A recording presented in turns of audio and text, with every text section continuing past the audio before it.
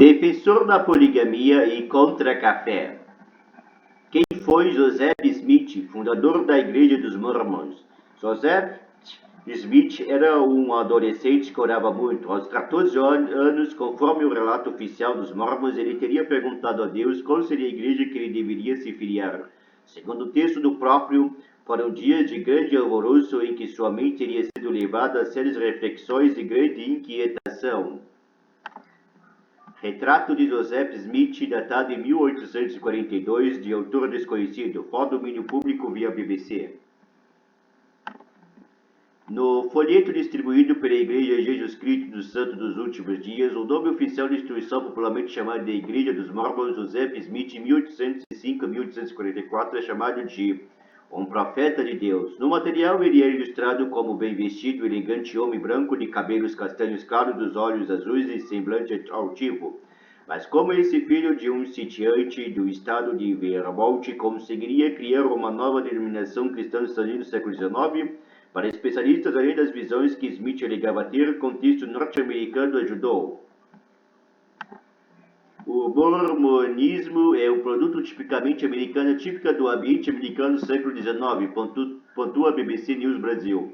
O historiador, filósofo e teólogo Gerson Leite de Moraes, professor da Universidade Presbiteriana Mackenzie, foi o homem que diversos grupos religiosos classificaram hoje como seitas apareceram. A diferença é que a igreja fundada por Smith acabou se transformando em uma potência hoje espalhada pelo mundo todo. De acordo com a última edição do relatório estatístico divulgado pela própria igreja, com dados até o fim de 2022, são 17 milhões de adeptos em todo o planeta. No Brasil, os dados mais atualizados do Instituto Brasileiro de Geografia e Estatística, IBGE, nesse sentido 2010, indicava mais de 226 mil membros.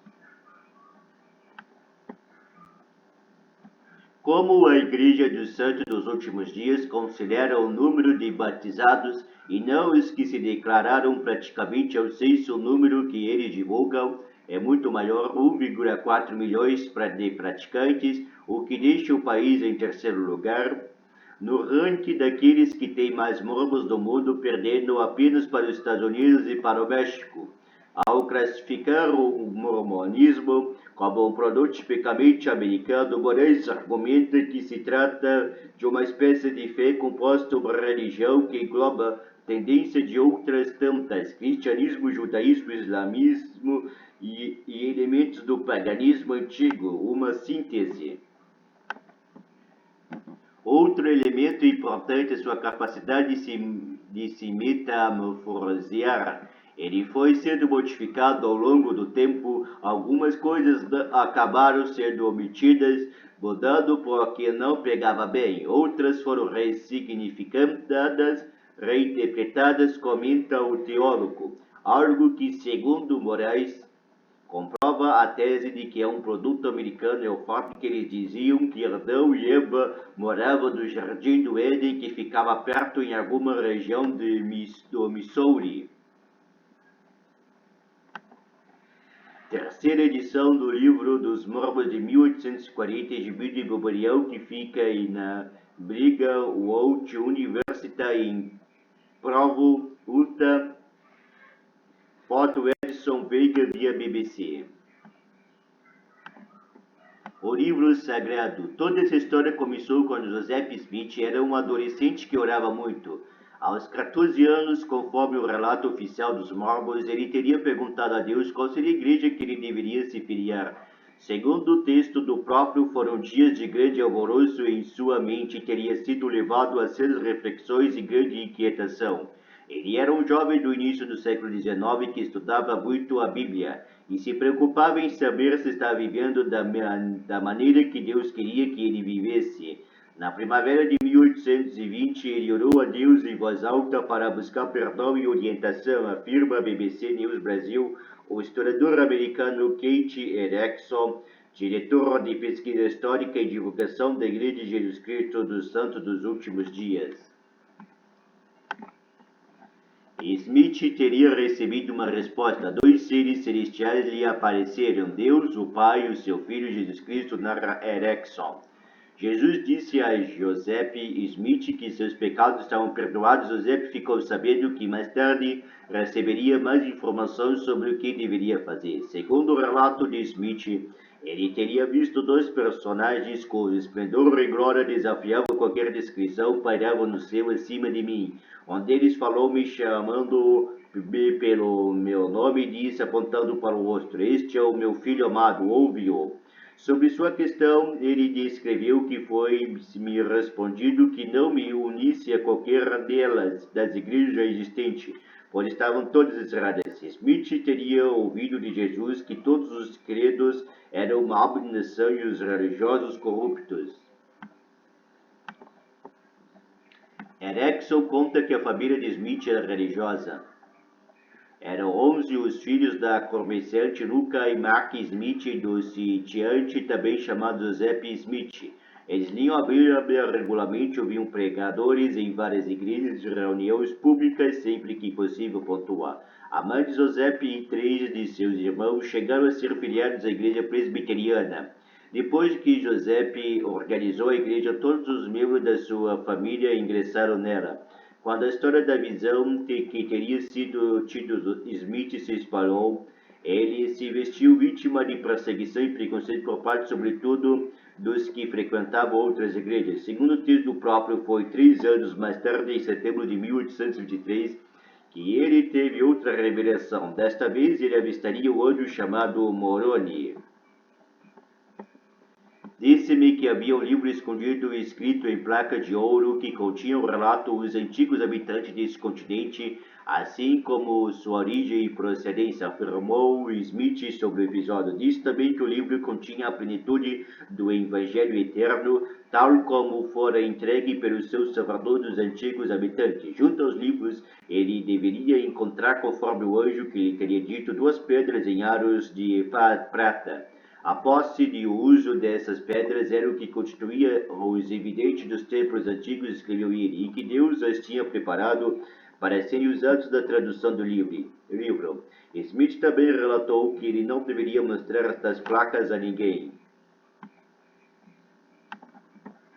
O anjo teria retornado anualmente durante 4 anos para dar mais instruções aos jovens.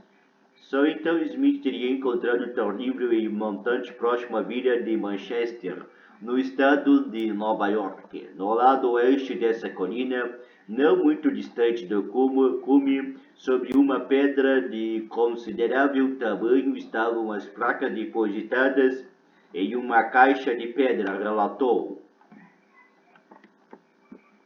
Era o livro de Mormons, assim chamado porque teria sido compilado por um antigo profeta chamado Mormon. Daí veio o apelido pelo qual os adeptos da religião acabaram conhecidos popularmente. Smith se incumbiu de traduzir o livro para o inglês. De acordo com ele, os textos estavam em uma língua desconhecida chamada por ele de egípcio. Reformado, o livro conta a história de um grupo de colonos do Oriente Médio que chegou às antigas Américas 600 anos antes do nascimento de Cristo. Resume Erickson. Após sua ressurreição, Jesus apareceu a essas pessoas nas Américas e o livro descreve seu ministério no hemisfério ocidental. Os supostos originais do livro não foram preservados, de acordo com o relato de Smith. Depois ele concluiu a tradução e as placas teriam sido devolvidas a um ser celestial. Uma coisa muito curiosa é que o livro de Mormon tem sequências de frases totalmente similares, idênticas mesmo a frases que a gente vai encontrar às vezes na versão King James, tradução da Bíblia para o inglês. Isso de acordo com estudos comparativos, ressalta a BBC News Brasil. O historiador e teólogo Vinícius Couto, doutor em ciência da religião pela Universidade Metodista de São Paulo, presbítero da Igreja do Nazareno e professor do Seminário Teológico Nazareno do Brasil e do Seminário Batista Livre. O que se percebe é uma composição mesmo, um modelo bíblico apropriado, com algumas partes ressignificantes, analisa o teólogo historiador Moraes. Para os seguidores da Igreja, este livro é considerado uma espécie de terceiro testamento, atualizando o Antigo Testamento e o Novo Testamento da Bíblia. Ele ganha um ar de autoridade como uma grande revelação que vem complementar, atualizando aquilo que a velha Bíblia anunciava ou apontava de uma maneira para eles já bastante ultrapassada e contextualiza Moraes. Na prática, para eles, o livro do Mormon é um documento superior em relação à Bíblia. Couto concorda, existe a ideia de que ele é uma espécie de continuação dos outros dois testamentos, diz ele. Eles consideram a Bíblia cristã, o Antigo e o Novo Testamento como sendo livros importantes para a fé deles, mas entendem que o livro de Mormon é o mais atualizado, mais adequado. Quando uma crença mormon choca-se com a Bíblia dos cristãos, eles vão alegar que a Bíblia fica em segundo plano. Para eles, a tradução do livro de Mormon é mais moderna, atualizada e inequívoca. Pontua. Um exemplo simples é quando ao consumo de bebida alcoólica. A reportagem perguntou para um integrante da igreja mormon como ele justificaria a proibição total de qualquer dose de algo se o próprio Jesus, de acordo com o relato bíblico, tomava vinho e teria celebrado sua última refeição com pão e vinho. Temos de pensar sobre nosso tempo. Hoje sabemos que isso faz mal, foi a resposta dele. Ilustração que representa Smith em folheto distribuído pela Igreja de Jesus Cristo dos Santos dos Últimos Dias. Foto Edson Veiga, via BBC. Intolerância religiosa. Em 1830, 10 anos após sua primeira visão, nasceu a nova denominação cristã. Joseph Smith foi orientado por Deus a estabelecer uma igreja que hoje é conhecida como a Igreja de Jesus Cristo dos Santos dos Últimos Dias, Frisa Erickson. A essa altura, Smith já havia se casado com sua primeira mulher, Emma Wally Smith, e morava com ela na cidade de Harmony, atual Oakland, na Pensilvânia. Desde o início, contudo, a igreja sofreu perseguição. Smith, como seu fundador, acabou sendo o principal alvo. Ele chegou a ser preso mais de uma vez, acusado de promover a desordem. Isso obrigou a mudar várias vezes de cidade, sempre batizando novos adeptos e criando novos núcleos para sua igreja, é claro. O mais grave desse episódio de intolerância religiosa ocorreu em 30 de outubro de 1838 e ficou conhecido como o Massacre de Aaron Mill. Milicianos do estado de Missouri atacaram um assentamento mormon e deixaram 18 mortos e 15 feridos. Por conta disso, boa parte dos adeptos da nova religião decidiram se refugiar no estado de Illinois. Nesse período, ele estabeleceu uma série de novas regras e ritos para os mormons, mas as tensões com os habitantes locais não cessaram. Em 25 de junho de 1844, Smith foi a julgamento acusado de ter incitado o motim. Mais uma vez, ele seria preso. 2 dias depois, uma multidão armada invadiu a cadeia de Carthage, onde ele estava detido. Smith tentou fugir saltando por uma janela, mas acabou baleado durante a queda e fuzilado por um pelotão quando atingiu o solo.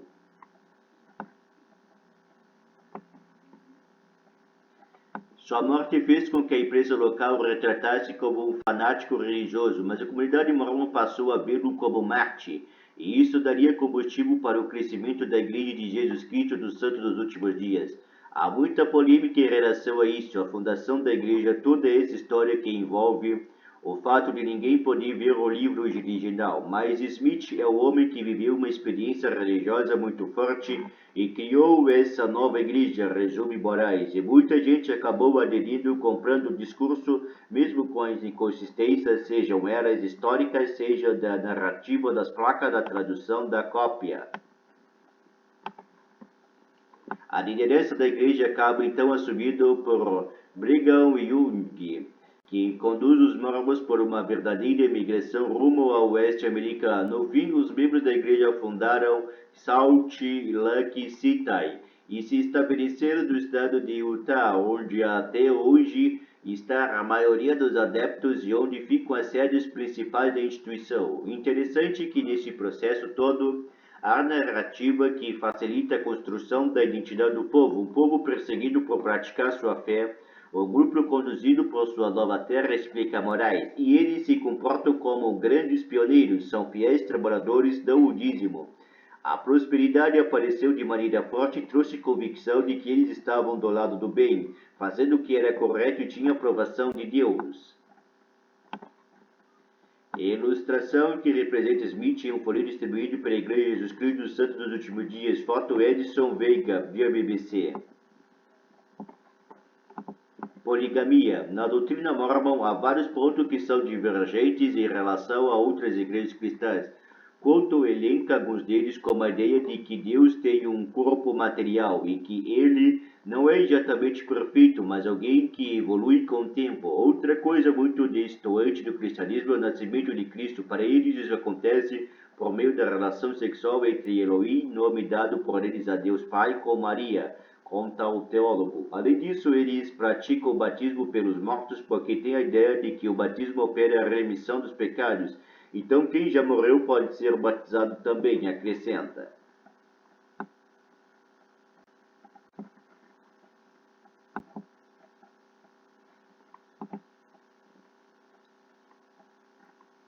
Mas, sem dúvida, a maior polêmica levada a esse grupo está na defesa da poligamia, o que deixa que, se claro, não é uma prática tolerada pela Igreja. De acordo com esclarecimentos públicos do próprio site oficial da instituição, desde 1904, casamentos plurais devem ser punidos com excomunhão.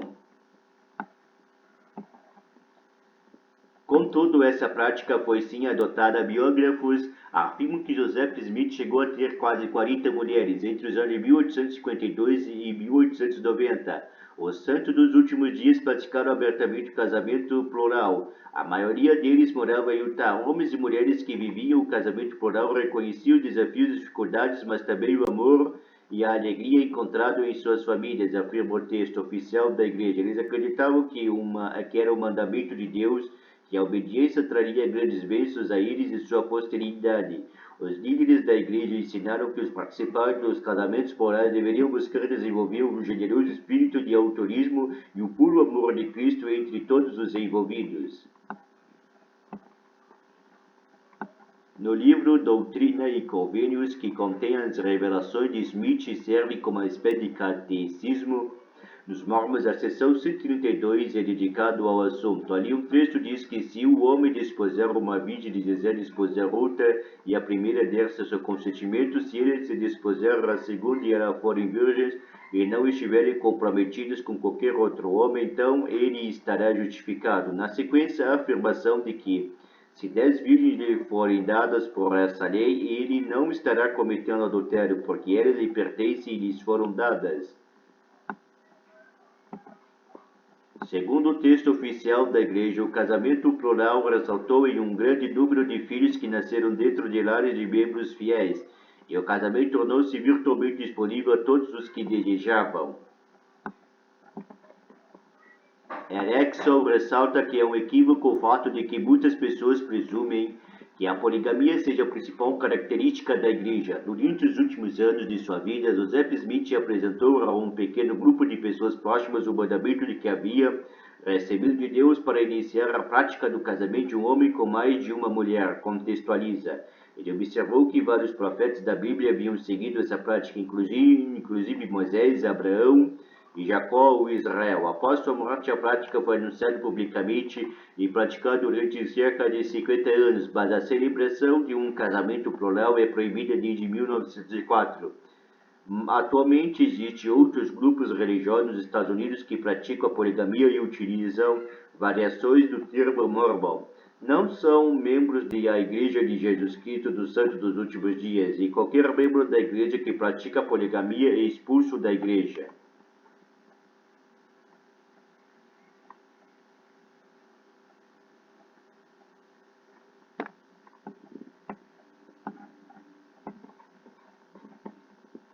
A ideia tinha razões socio-históricas para aquele contexto. Eles queriam aumentar o número de filhos para povoar a nova terra, e havia uma população bem maior de mulheres em comparação a homens, dado ao cenário bélico da marcha para o oeste americano.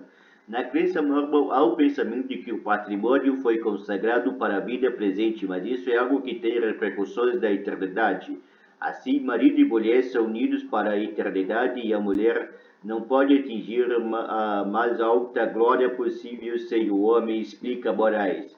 Por esta lógica, melhor é ser esposa pluralista do que não ser esposa. A poligamia, contudo, passou a ser uma pedra do sapato dos integrantes da Igreja de Jesus Cristo dos Santos dos Últimos Dias, sobretudo após 1832, quando o Congresso americano aprovou leis contra a prática. A partir da década de 1880, maridos e esposas poligâmos passaram a ser processados, acreditando que essas leis eram injustas. Os santos dos últimos dias envolveram-se em desobediência civil ao continuar com a prática do casamento plural e ao tentar evitar a prisão, mudando-se para a casa de amigos ou familiares ou escondendo-se por meio de uso de nomes falsos. Quando condenados pagavam multas e eram presos, diz a igreja em texto do site oficial. Como a legislação previa o confisco de imóveis, funcionários do governo ameaçaram tomar os templos desses religiosos. A partir de 1890 começou o movimento da cúpula da Igreja de Jesus Cristo dos Santos dos Últimos Dias, no sentido de abolir a prática, o que foi oficializado em 1904.